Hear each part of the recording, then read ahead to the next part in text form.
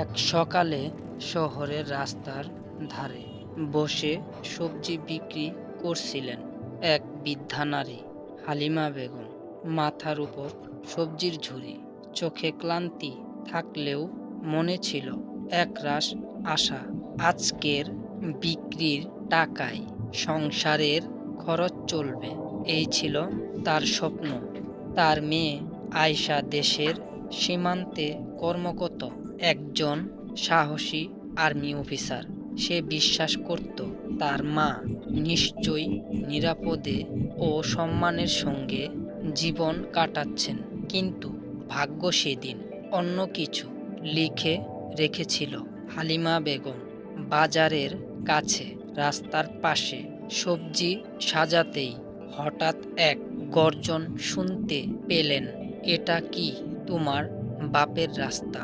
এখানে বসেছ কেন? কথাগুলো বলছিলেন ইন্সপেক্টর আনন্দ ভার্মা। মুখে অহংকার, চোখে ক্ষমতার দম্ভ। কোনো কথা না শুনেই তিনি হালিমা বেগমের গালে সজোরে এক থাপ্পড় মারলেন। আঘাতে তিনি হুমড়ি খেয়ে পড়ে গেলেন। সবজির ঝুড়ি উল্টে রাস্তার উপর ছড়িয়ে পড়ল। টমেটো, আলু, কাঁচামরিচ সব চূর্ণ বিচূর্ণ। পুরো বাজার নীরব, কেউ প্রতিবাদ করল না। সবাই শুধু তাকিয়ে রইল। কিন্তু ভিড়ের মধ্যেই একজন যুবক চুপি চুপি সবকিছু মোবাইলে ভিডিও করছিল। কাঁপতে কাঁপতে হালিমা বেগম ছড়িয়ে পড়া সবজি তুলছিলেন, চোখে পানি, মনে শুধু একটাই ভয়, আমার মেয়ে আয়শা যেন এটা জানতে না পারে। তিনি চুপচাপ বাড়ি ফিরে গেলেন। কিছুক্ষণ পর সেই ভিডিও সোশ্যাল মিডিয়ায় আপলোড হলো। ক্যাপশনে লেখা, এক নিরীহ সবজি বিক্রেতা বৃদ্ধাকে পুলিশের বর্বরতা, এটাই কি আমাদের ন্যায়? ভিডিও মুহূর্তেই ভাইরাল হয়ে গেল। আর সেই ভিডিও পৌঁছে গেল আয়শার মোবাইলে। ভিডিও দেখেই আয়শার শরীর কেঁপে উঠল।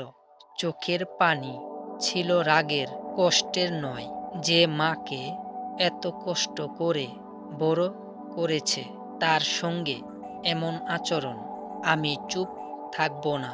ছুটি নিয়ে আয়শা বাড়ি ফিরল। সামরিক পোশাক খুলে সাধারণ পোশাকে মাকে দেখে দুইজনই জড়িয়ে ধরল একে অপরকে। কোনো কথা নেই, শুধু নীরব কান্না। পরের দিন আয়শা থানায় গেল।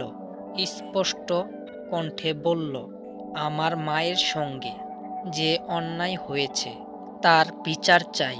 প্রথমে তালবাহানা, ভয়, চুপ থাকার চেষ্টা। কিন্তু আয়শা নিজের পরিচয়পত্র দেখালো। ঊর্ধ্বতন কর্মকর্তারা নড়ে চড়ে বসলেন। তদন্ত শুরু হলো। সেই যুবক সামনে এসে সাক্ষ্য দিল। অরিজিনাল ভিডিও জমা পড়ল। রিপোর্ট মানবাধিকার কমিশন পর্যন্ত পৌঁছালো। 3 দিনের মধ্যেই পুরো পুলিশ বিভাগে তোলপাড়। ইন্সপেক্টর আনন্দ ভার্মা সামরিক বরখাস্ত হলেন।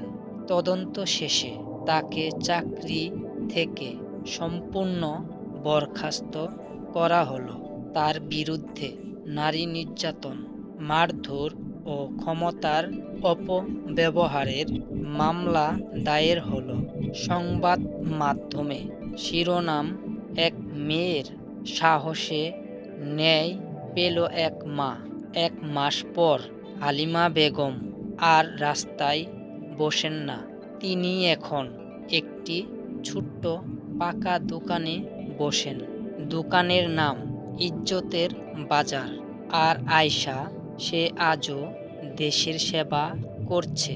কিন্তু এখন তার পরিচয় শুধু একজন আর্মি অফিসার নয়, অন্যায়ের বিরুদ্ধে দাঁড়ানো এক জীবন্ত উদাহরণ।